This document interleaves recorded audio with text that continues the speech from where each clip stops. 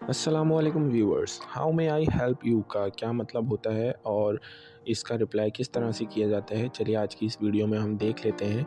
How may I help you का मतलब होता है मैं आपकी किस तरह मदद कर सकता हूँ या मैं आपके किस तरह काम आ सकता हूँ।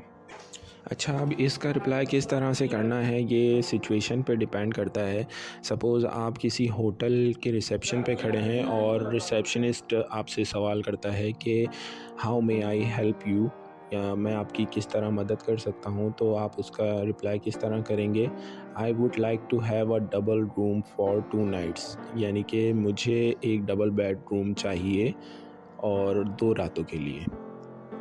तो दोस्तों, उम्मीद है आपको समझ में आ गया होगा how may I help you का क्या मतलब होता है।